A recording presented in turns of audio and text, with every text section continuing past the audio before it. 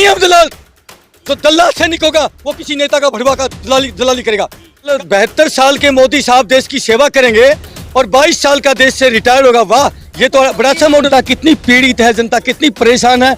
मेरे पास फोन आ रहे हैं, इतने बच्चे रो रहे हैं, बिलख रहे हैं। सर क्या करें, हम डिप्रेशन में जा रहे हैं। साहब कहो मोदी साहब, आपको भगवान सद्बुद्धि दे, आप देश का भला करें, देश को मत तोड़ें और देश को ठीक से चलाएं। आपको भगवान ने मौका दिया, अन्यथा भगवान आपको कभी माफ नहीं करेगा। आपको श्राप लगेगा इन बच्चों का। मैं सभी देशवासियों को जय हिंद करता हूं, जय भारत करता हूं। साथियों, एक सैनिक होने के नाते मुझे बड़े दुख के साथ कहना पड़ता है कि जो अग्निपथ जो स्कीम लेके आई है सरकार, ये बिल्कुल उन बच्चों के हित में नहीं है। क्योंकि सरकार को सैनिक जो एक वजन दिखाई देते हैं रिटायरमेंट के बाद, उनको पेंशन देना उनको दुर्लभ हो रखा है। तो कुल मिलाकर मुझे यही कहना पड़ेगा कि उन बच्चों के अंधकार में डाल दिया इन्होंने। पिछले 2 साल से बहुत सारे बच्चों ने अपनी फिजिकल जो है, मेडिकल सब कुछ क्वालिफाई करके और इंतजार में थे कि कब हमें जो है एक एंट्री मिले।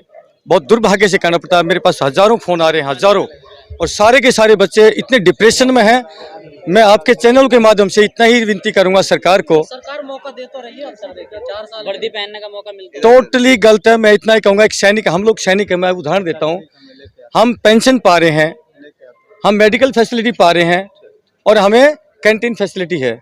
मैं सरकार से इतना कहूँगा, इन 4 साल अग्निपथ वीरों को आप मेडिकल फैसिलिटी, पेंशन दे दीजिए, मेडिकल फैसिलिटी दे दीजिए और कैंटीन फैसिलिटी दीजिए। हम आपके इस स्कीम का स्वागत करेंगे।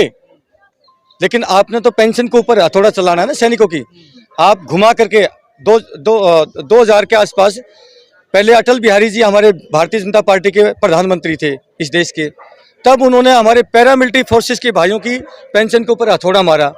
और आज जो है इसी बीजेपी की सरकार में मोदी साहब की जो है आज सरकार है, आज हमारी सेना के ऊपर डायरेक्टली ना मार करके इनडायरेक्ट भी घुमा करके हथौड़ा मार रही है पेंशन के ऊपर। तमाम अधिकारी तो कह रहे हैं सेना के कि ये बहुत अच्छा है। जनरल वीके सिंह कह रहे हैं कि भाई वीके सिंह कह रहे हैं वॉलंटियरी है, आपको आने का मन है आइए, नहीं आने का मन है। मैं जनरल वीके सिंह साहब से पूछना चाहता हूं कि जनरल वीके सिंह साहब ने 60 साल तक नौकरी करी और 6 महीने के लिए वो कोर्ट तक गए, यानी कि इतनी नौकरी करने के बाद भी जनरल साहब आपका पेट नहीं भरा। और आप इन बच्चों को 4 साल के लिए आप अच्छा मानते हैं? गजब के जनरल साहब आप जितने आर्मी अधिकारी हैं उनको रिटायरमेंट के बाद में गवर्नर की सीट दिखाई देती है साहब। उनको किसी न किसी स्टेट का गवर्नर की सीट दिखाई देने लगती है कि मेरे लिए वहां गवर्नर की सीट रिजर्व रखेगी सरकार। इसलिए ये सरकार के पोपट ना बने। आप आर्मी के अधिकारी हैं और आर्मी की गरिमा होती है। मैं विनती करता हूं अपने अधिकारियों को, अरे आप लोग सेना होकर के आप नेताओं की दलाली कर रहे हैं। मैं विनती करता हूं, आप बड़ा रिफॉर्म बता रहे हैं। देखिए, बहुत ही गलत बात है साहब। मैं कहता हूं वो जो आर्मी अधिकारी इसको ठीक बता रहे हैं, वो भी अपनी नौकरी को 4 साल कर दे। वो अपने लिए भी लागू करें ना। हमारे आर्मी अधिकारी हैं, वो भी तो लड़ाई लड़ते हैं। क्या जवान ही लड़ता क्या? अगर यंग ऑफिसर होंगे तो वो भी अच्छी लड़ाई लड़ेंगे। आप अपने आप को भी रिटायरमेंट करिए। ये सिर्फ जो है जवानों के लिए क्यों, गरीब के बच्चों के लिए क्यों? क्योंकि सेना के अंदर गरीब किसान मजदूर का बेटा जाता है साहब। अरे किसी धन्ना सेठ का बेटा नहीं जाता, किसी नेता का बेटा नहीं जाता। गरीब के ऊपर प्रहार है, गरीब के बेटों पर प्रहार है साहब। आप भड़का रहे हो? बिल्कुल नहीं भड़का रहा। मैं इतना ही कह रहा हूं, आप सभी चैनलों के माध्यम से हाथ जोड़ के युवाओं से विनती करता हूं कि हमें कोई भी गलत काम अपने हाथ में नहीं लेना, कोई पत्थरबाजी नहीं करनी, किसी प्रकार की आगजनी नहीं करनी। हम शांतिपूर्वक तरीके से, आपके अंकल लोग, ये फौजी रिटायर्ड, हम आह्वान करते हैं बहुत जल्द हम एक डेट डिसाइड करेंगे और दिल्ली के अंदर एक पूरे देशव्यापी अपने नौजवानों से अपील करना चाहते हैं। हम रास्ता दिखाएंगे और हम यकीन दिलाते हैं यदि हम आपके साथ हैं तो सरकार की नाक बंद कर देंगे और सरकार को यह बिल वापस लेना ही पड़ेगा। जिस प्रकार से हमारे किसान पिताओं ने और किसान भाइयों ने सरकार का नाक बंद कर दिए और मजबूर होकर के मोदी साहब को वो 3 काले कानून वापस लेने पड़े, इसी प्रकार से मैं वादा करता हूं सूबेदार वीर सिंह चौहान, मेरा कॉन्टैक्ट नंबर सुन लीजिए 8368002355। ये आपके अंकल सूबेदार वीर सिंह चौहान का कॉन्टैक्ट नंबर है। मैं आपको विश्वास दिलाता हूं, आप अगर सेना पर विश्वास करते हो, इन फौजी अंकलों पर विश्वास करते हो। आपको गलत काम हाथ में नहीं लेना। हम जिस प्रकार से कहें वापस नहीं होगा ये, वापस, अरे साहब वापस सरकार को घुटने टेक के लेना पड़ेगा। ये सुविधा चौहान का वादा रहा साहब। ऐसा है कि एकदम से लेके आते तो ये लगता था कि शायद जनता मेंटली प्रिपेयर हो जाएगी, बच्चे प्रिपेयर हो जाएंगे, नहीं होंगे, क्योंकि इसमें टोटली खामियां हैं। अगर ये इतनी अच्छी स्कीम है तो हमारे आर्मी अधिकारी जो इसको सेटिस्फाइड कर रहे हैं कि ये सही है, मैं उनसे भी अपील करूंगा आप भी 4 साल की अपनी जो है नौकरी कर लीजिए। विरोधी है बीजेपी के लगातार नहीं देखो ऐसा है, मैं बिल्कुल बीजेपी का विरोधी नहीं हूँ। मैं विनती करता हूँ, आंदोलन जी में आप नहीं अरे साहब मैं एक सैनिक हूँ, मैं कोई आंदोलन नहीं कर रहा हूँ, पहुंच जाते हैं आप। मैं एक रिटायर्ड सैनिक हूँ। हम अपनी पार्टी बनाई जनता ब्रिगेड पार्टी, जो कि सैनिकों की पार्टी है, हम किसी पार्टी के दल्ले नहीं है। मैं फौजी हूँ। जनरल बीके आज एक सेकंड, आज सैनिक भी मैं देख रहा हूँ देश में जाति धर्म में बंटने लगे, अनर्थ हो जाएगा। अगर वो सैनिक जो जाति धर्म में बढ़ करके और बीजेपी का समर्थन कर रहा है वो एक सैनिक हो ही नहीं सकता साहब। इसका मतलब सैनिक नहीं है। रिटायर जनरल कर्नल सब ऐतिहासिक कदम। टोटली इनको जो है कहीं कहीं एमएलए एमपी का टिकट चाहिए, कटोरा लेके भीख मांग लो, नहीं मिलेगी आप लोगों को भीख। आप लोग विश्वास करिए, हम फौजी हैं। अरे हम नेता बने ना बने क्या फर्क पड़ता है, मेरा देश महफूज रहना चाहिए। जब सैनिक सीमा पर खड़ा होता है वो जात धर्म नहीं देखता, वो देश के लिए जीता है। रिटायर होने के बाद कह रहे हैं अरे साहब कुछ नहीं बनेगा। उनको अडानी अंबानी जी के बड़े बड़े जो उनके फैक्ट्री मॉल जो खुल रहे हैं उसके ऊपर सिक्योरिटी गार्ड ट्रेंड सोल्जर उनको खड़े करने के लिए पैदा किए जा रहे हैं। तो आपको चाहिए आपके बंगले के लिए नहीं, मेरे पास कोई बंगला, मैं सिंपल हूँ, गांव का एक नॉर्मल व्यक्ति हूँ, मैं गांव में रहता हूँ और मुझे किसी गार्ड की जरूरत नहीं है। बीजेपी के नेता कह रहे हैं अगर बीजेपी ऑफिस में गार्डों की जरूरत पड़ेगी तो अग्निवीरों को हम सबसे पहले प्राथमिकता देंगे। मतलब ये एक सैनिक को गार्ड के रूप में देखना चाहते हैं, यानी कि सैनिक की तौहीन। मैं आप ही की बात को कोट करता हूँ, यानी कि सैनिक को सिर्फ गार्ड की तौर पर पूरा देश सैनिक का सम्मान करता है। इस देश में कोई भी आपदा आती है, भूकंप हो, बाढ़ हो, दंगा हो, आग लग जाए, और जहां पर सरकार की सारी व्यवस्थाएं फेल हो जाती हैं वहां पर अंतिम विकल्प क्या बचता है बताइए, आप बताइए। अंतिम विकल्प क्या बचता है? देश का सैनिक, देश की सेना बचती है, और जब सेना मोर्चा संभाल लेती है तो पूरा देश आश्वस्त हो जाता है क्या मेरे फौजी भाई आगे हैं, मैदान संभाल लिया। इसलिए तो यंग बना रही है सेना को ना, यंग लड़के होंगे 17 से 21 मतलब 72 साल के मोदी साहब देश की सेवा करेंगे और 22 साल का देश से रिटायर होगा। वाह, ये तो बड़ा अच्छा मॉडल है, ये तो बड़ा अच्छा मॉडल है साहब। 72 साल, आप बताइए 72 साल वाले मोदी साहब को रिटायरमेंट होना चाहिए या 22 साल वाले को रिटायरमेंट होना चाहिए? मैं विनती करता हूं पूरे देश में, मानती सरकार आप लोग क्या करने वाले? ये पूरा देश व्यापी हम शांतिपूर्वक तरीके से एक बड़ा आंदोलन करेंगे। विनती करते हैं, बच्चों से रिक्वेस्ट करते हैं, हाथ जोड़ के प्रार्थना करते हैं कि अगर आप रेल को फूकते तो नुकसान हमारा है, नेताओं का नहीं है। अगर आप बसों को फूकते हैं, किसी बिल्डिंग को फूकते हैं, देश हमारा है, नेताओं का नहीं है। सबसे पहले आम पब्लिक जो है टैक्स दे करके सारी चीजें पैदा होती है, नेता टैक्स नहीं देता है। मैं इसलिए प्रार्थना करता हूं बच्चों, ये अंकल आपके साथ खड़े हैं, आपके सुख में दुख में आधी रात हम आपके साथ हैं, लेकिन आपको देश का नुकसान नहीं पहुंचाना है, देश की किसी भाई को नुकसान नहीं पहुंचाना, कोई रास्ता नहीं रोकना, हमें किसी प्रकार की क्षति नहीं पहुंचानी देश को। बेरोजगारी दूर होगी।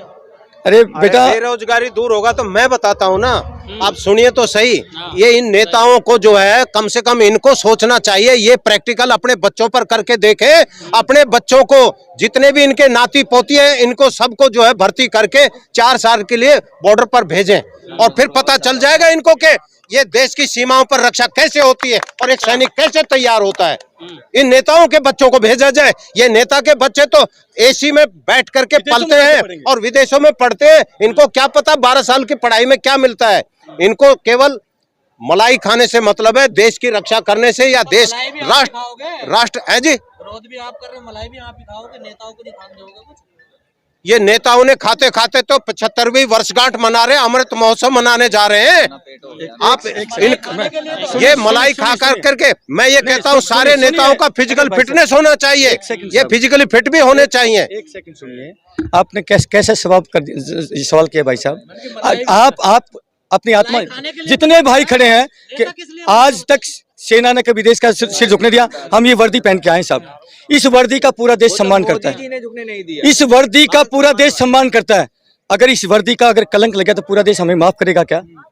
हमें एक एक कदम रखते हैं, हमें एक एक इंच का जो नहीं, इस बात का गरिमा सर। भाई मेरे दोस्त फौजी हैं, हम जान कुर्बान कर देंगे, लेकिन देश के अंदर अगर एक सिंगल पैसा ना पेंशन लेंगे ना तनख्वाह लेंगे, हम चुनौती देते हैं सारों की बंद करेंगे, इन गद्दारों की, सारे नेताओं की पेंशन पूरा देश मैं अपील करना चाहता हूं, यदि प्यारे देशवासियों 12 अरब का जो है सालाना का बजट इन नेताओं पर लगता है साहब, इनके टीएडी, इनकी पेंशन, उनको और खाने के ये लिए बर्बाद बोल रहे हैं। करिए। 12 अरब राजनीति करनी है तो सेवा का प्लेटफॉर्म है, सेवा करनी ही पड़ेगी, आपको नहीं, आपके पिताओं को करनी पड़ेगी। फौजी भाई आ चुके हैं, बीजेपी के नेता ऐसे, सारे नेता ऐसे। सारे के सारे नेता है। ऐसे हैं, कोई फर्क नहीं साहब।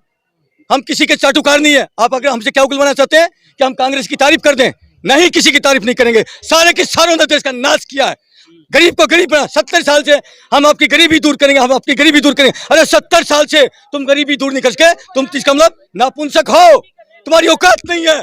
हम फौजी हैं, हम चुनौती देते हैं, हिम्मत है, आए मुकाबला हो जाए, मंच हम प्रदान करेंगे। देखना है तुम्हारे क्या दिल में है और क्या इन फौजियों के दिल में है। ठीक है साहब।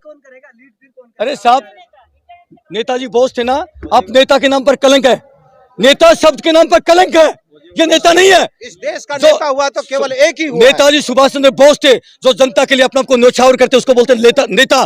जो फंड से लीड करता है जनता के लिए, उसको बोलते हैं नेता। ये तो किसी नेता ने कुर्बानी दी है।